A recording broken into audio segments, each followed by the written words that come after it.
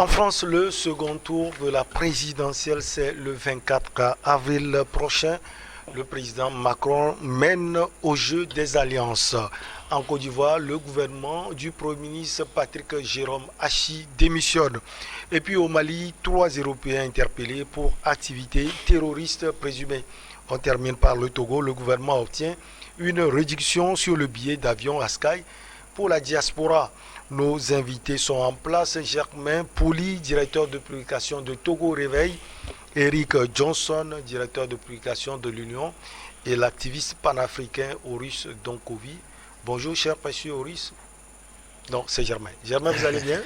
Ouais, je vais bien. Bonjour Michel. Bonjour à tous les téléspectateurs de Uniworld TV. Alors, Eric Johnson, vous allez bien? Ça va, merci. Bonjour Michel, bonjour Germain, bonjour Russe, bonjour chers amis téléspectatrices et téléspectateurs de New TV. Alors, Russe, vous allez bien? Ouais, je me porte bien. C'est un plaisir d'être sur le plateau. Je retrouve Eric et Germain, les téléspectateurs et les téléspectatrices. Donc, merci pour l'invitation. Allez, on va commencer par parler de ce duel à venir. Le 24 avril prochain, c'est le second tour de la présidentielle en France. Et ce duel va opposer le président sortant Emmanuel Macron à Madame Le Pen du Rassemblement national. Alors, le jeu, les jeux d'alliance, comment il se passe déjà? Germain Pouli, le président mène. Oui, sur le papier, si on fait mathématiquement, on pourra dire que Macron est certain de sortir vainqueur de ce deuxième tour, comme en 2017, face à la même candidate, Marine Le Pen. Mais en même temps, les observateurs avisés disent que le match n'est pas encore plié et que tout n'est pas encore joué. Ça va se jouer jusqu'au bout. Et le dernier en date, c'est l'ancien Premier ministre d'Emmanuel Macron, Édouard Philippe, qui disait assez ouvertement que Marine Le Pen pourrait remporter cette élection. Donc rien n'est joué. Mais je crois que c'est juste une posture de prudence. Il ne faut pas croire que le remake de 2017 est automatique. Même si dans la pratique la plupart des candidats qui viennent en troisième position et autres, à l'exception donc d'Éric Zemmour qui a ouvertement appelé à voter Marine Le Pen et qui n'a pas répondu à cette sollicitation, la plupart des autres candidats ouvertement ou à demi-mot donc appellent à faire barrage à Marine Le Pen au deuxième tour, et donc on pourrait dire qu'Emmanuel Macron est bien parti pour être reconduit à la tête de l'État français. Alors, Oris Donkovi, Germain l'a dit, quand on voit les autres, déjà on sait que Zemmour a appelé ouvertement à voter pour Madame Le Pen. On voit Jean-Luc Mélenchon qui n'a pas appelé, ou bien qui a appelé ses partisans à ne pas voter pour Madame Le Pen. Toutefois, il n'a pas dit aller voter le président Macron. Oui, tout à fait, parce qu'il était carrément, disons, il était contre le programme que proposait Emmanuel Macron. Et je pense que le fait justement de ne pas donner cette consigne de vote comme il avait fait à l'élection passée, c'est quand même un coup dur par rapport à la candidature d'Emmanuel Macron qui est fortement secouée. Il y a beaucoup de scandales, notamment celui de McKinsey, le cabinet d'études, qui est un très très gros scandale où certains élus même parlent d'attaquer en justice le chef de l'État. On parle quand même de 1 milliard d'euros, ce n'est pas rien. Il y a le passif de Macron avec le fait de vouloir imposer ses réformes, donc toute la répression qu'il y a eu au niveau des Gilets jaunes. Il y a la gestion de la crise du Covid, qui n'est pas loin un scandale aussi. Il y a, comment dirais-je, et d'ailleurs McKinsey aussi est impliqué dans cela, les 24 millions d'euros qu'on a déversés dans le conseil pour faire des consultations populaires qui n'ont strictement rien donné. Ça va se jouer vraiment à très peu, parce qu'on a Mélenchon qui n'a pas donné de consigne, on a de petits partis comme Poutou qui n'ont pas donné de consigne. On a toute une base de l'abstention. Je pense qu'on parle de 25% pour l'abstention, 26%, je ne sais plus. C'est compliqué, ça va être compliqué. Franchement, ça va être compliqué. Parce que quand on voit la posture d'Emmanuel Macron actuellement, elle consiste à essayer de gratter un peu dans l'électorat de gauche. Alors le problème, c'est que sur 5 ans, il a mené une politique de droite. Donc c'est compliqué à un moment maintenant de revenir gratter sur un électorat de gauche, alors que grosso modo en France, il y a un tiers de la population qui a voté gauche. C'est compliqué. Comment faire maintenant pour regagner la carte maîtresse qui consiste à brandir la peur des extrêmes ne marche plus comme avant parce que la politique de Marine Le Pen sur ces 5 et 10 dernières années a été de dédiaboliser son parti. Donc elle a changé le nom du parti, elle a évincé son père, elle a essayé d'être beaucoup plus croulante sur la politique européenne.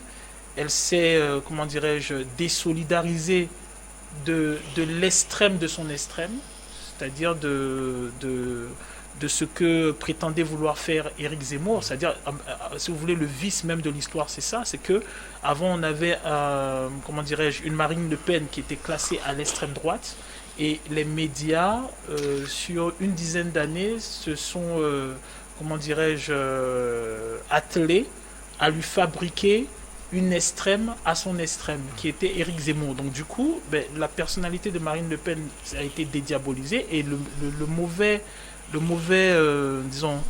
signal, c'est que ce phénomène qui consiste à nourrir les extrêmes, à se retrouver au second tour, pour pouvoir gagner. Pouvoir gagner grâce à un genre de sursaut populaire anti-nazisme, c'est la 3e fois. On a eu avec Le Pen père face à Chirac, qui a été mal élu mais qui a fait un score record. On l'a eu à l'élection passée entre Macron et Marine Le Pen.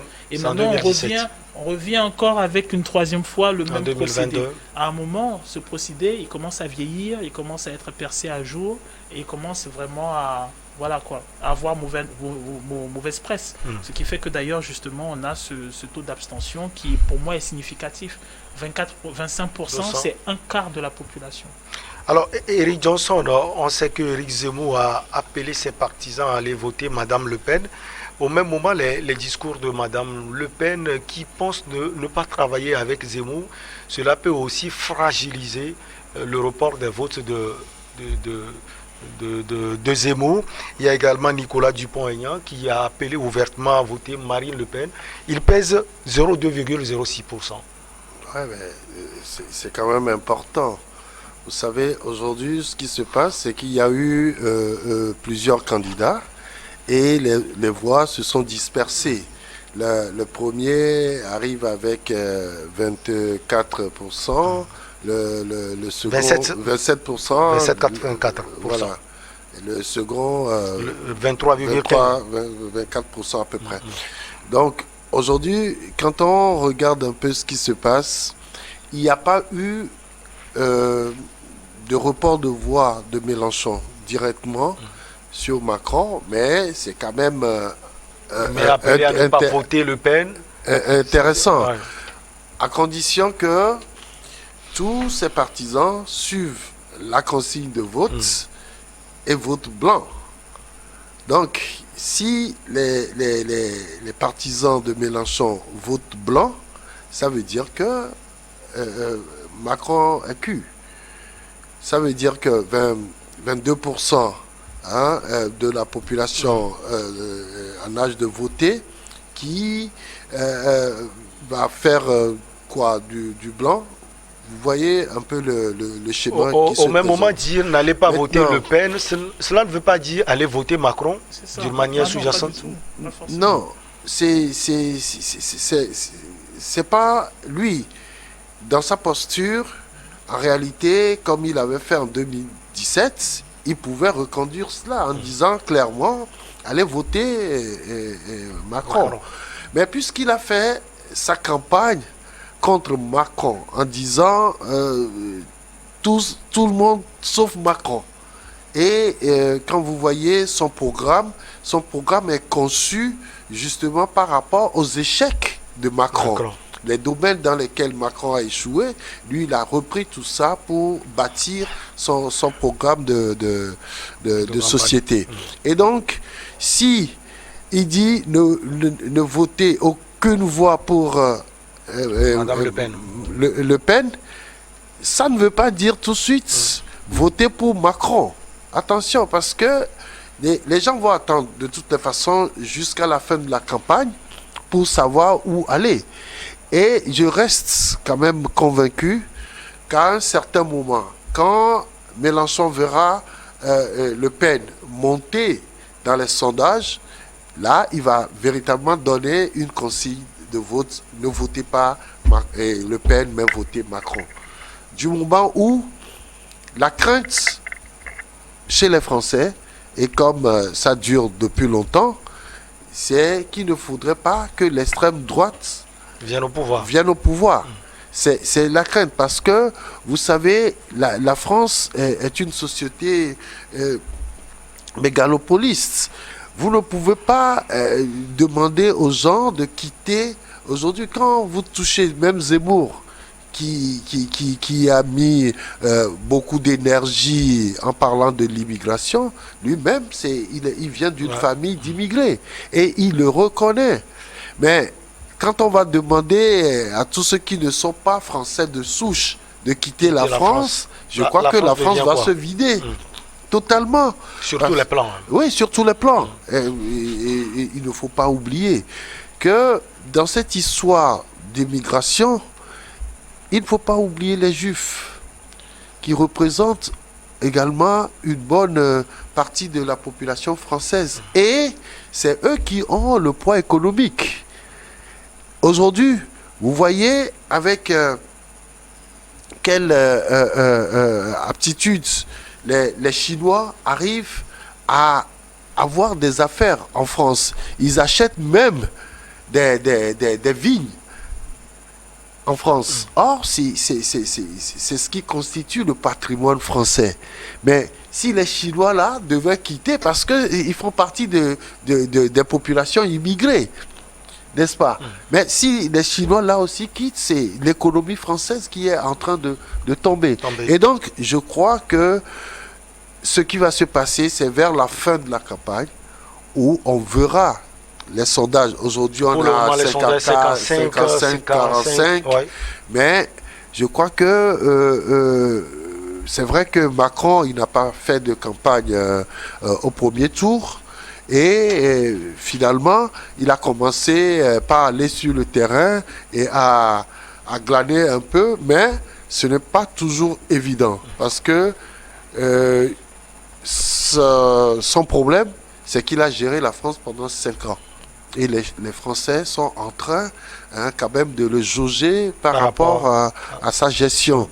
Et donc, ce qui va se passer si Marine Le Pen montait encore dans les sondages, je crois qu'on aura un jeu clair. Alors, Germain Pouli, en 1 minute, pour le moment, les sondages placent le président Macron devant, 55%, d'autres parlent de 54%. Alors, jeu d'alliance jusqu'au bout, en tout cas arithmétiquement, pour le moment, c'est lui qui l'emporte. Oui, c'est lui qui l'emporte, mais après le même sondage aussi, on parle d'une grande proportion de Français qui attendent le face-à-face Macron et Le Pen, donc le débat entre les deux tours, pour se déterminer aussi. Vous savez que c'est une tradition qui est assez importante dans ce pays et qui parfois aussi provoque des changements un peu dans le cours d'une élection. Mais je reviens partager tout à fait ce que disait Eric tout à l'heure en parlant du troisième poids lourd de cette élection qui a failli même être au deuxième tour. Mélenchon, qui le jour même du premier tour a dit il faut faire barrage à Marine Le Pen. Donc c'était assez clair qu'il faut voter Macron. Mais je pense qu'il n'a pas envie de se vendre aussi facilement.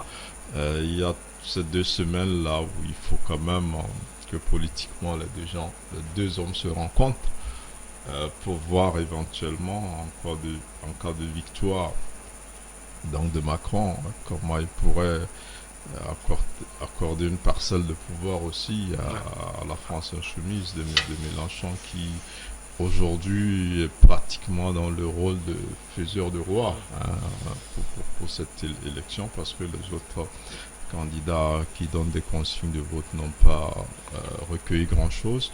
Donc je pense qu'il va arriver un moment où ouvertement Mélenchon va s'impliquer dans cette campagne-là.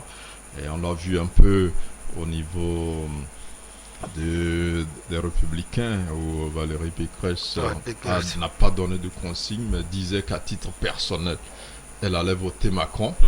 Mais là, elle a 4,63%. Voilà, et dans son camp, il y a un autre poids lourd qu'on n'a pas beaucoup senti dans cette campagne, qui est l'ancien président Nicolas Sarkozy, qui est proche de Macron. Voilà, depuis peu ouvertement demande à voter pour Macron. Ce qui crée quand même un malaise parce qu'il n'a pas soutenu Valérie. Vous le permettez, on va marquer une petite pause et on revient parler des élections présidentielles à venir en France.